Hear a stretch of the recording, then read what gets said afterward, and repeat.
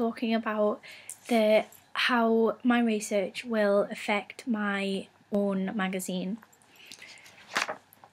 I asked lots of people to look at this magazine and the contents. Contents page and the double page spread, which I had chosen to look at. I received quite a lot of different ways of getting information. I did a questionnaire, post-it notes and a photo booth questionnaire.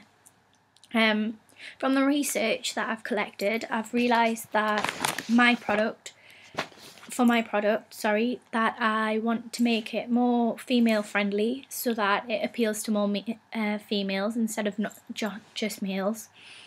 A lot of people said that the masthead was quite eye-catching, so I want to make my masthead just as eye-catching like that by using bold colours. I think the red and the white works really well, and I think I might use that on my own.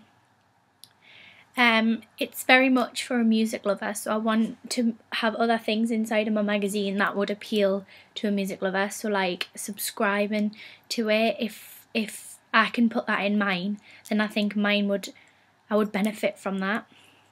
I want to make sure that it's definitely value for money. Like Q, it does have a lot of pages, and I would like my own magazine to be quite like that. Obviously I'm only doing a double page spread of contents and a front cover, so I think my double page spread has to be of high quality. If it's not of high quality, I don't think it'll work so well. To make it high quality, I want to use some quotes. I'm going to have some quotes like this. I want to split it up so that it's not just all writing. I want it to be a mixture of images and things, just like this one here. I think I might use how they've used quite a lot of one picture so it goes over the double page spread. I think that works well and it makes it a lot more interesting to read. I like things like this. I think this would be very well. A lot of the people that I did ask said that it was quite crowded, this, but they said it did make it interesting to read because they weren't just reading paragraphs after paragraphs.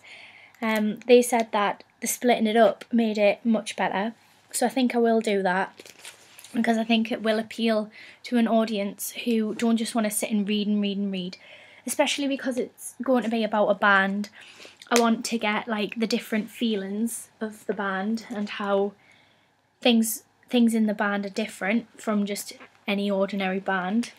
Like this, I want to present it like this because I think this shows what the sort of people that buy the magazine are like. It gives quite a good reader profile to the people that are going to read it. I also found out that it's also an online thing, so it means that it's quite well known, and I think to make a magazine successful it needs to be bold, it needs to have more than just one area, so it needs to be on more than one media level. Like I said, a lot of the people that I did do my questionnaires said that the double page spread was quite overpowering and there was a lot going on, but I think if the small amounts of text make it a lot more interesting to read. So like I said before, I would like to try and create that in mind, maybe not with as many images, but with the same kinds of like big images. A lot of people said that the contents page was very useful. I think that this will benefit my own magazine because it needs to be set out like this. It needs to have the numbers down the side so people can see clearly what they're reading, and if people didn't want to read the full thing, they just wanted to skip to a certain part of it, it would make it a lot more easy. The images on it, they've said that there is a lot going on, but they don't mind that because it breaks it up and that you're not just looking at page numbers. I think I would like to make sure that mine has a few images, but maybe not as much. so I'd just like to end this post by saying that overall my primary research has influenced what I'm going to do, because it's made me see that maybe my first reactions to what I was going to do are different now. I have different ideas. So yeah, it's been very useful, and it's been able to make me to see that maybe my original ideas weren't as clear. Now I feel like I know what I'm going to do, and I know that I'm going to use quite bold colours, quite large text.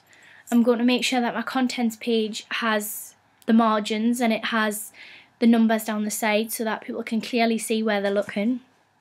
I'm going to make my double page spread so that you don't have to sit and read, but it's got sections so you don't have to read the full thing. I want it to have quotes so that it makes it more interesting. But another thing that I did find out about my double page spread is a lot of people didn't like the blue background. They didn't like the blue background, which meant that it wasn't as easy to read. I think mine, they didn't like this because it wasn't very clear and the writing was quite small. I think I'm going to make sure that I use colours that are clear but text can be seen on them. I think I'm going to use at least 2 main images or 1 big one like this, stretch this over maybe this side and just have writing down here or down here around there. I'm not too sure yet, but I think I have a little bit more of an idea. Front cover again, I think I'm going to have quite a bold masthead so that it's a lot easier to read. I think my skyline, if I have an interesting skyline, then it'll make it a lot better for the reader, because then it'll make them want to read on. For my main cell line, I don't think I'm going to use this kind of text because a lot of people have said that it's not very clear, even though some said it was bold, some said it wasn't very bold, but the gold and the red went really well. I think I like the gold and the red, so I might incorporate that in somewhere in my own magazine front cover. Yeah, that's really all. I think that overall the primary research has made us realise that definitely that my ideas originally weren't very professional, and looking at this and reading some of the articles has made us see that maybe the ways in which I'm going to do things do need to be a little bit more professional.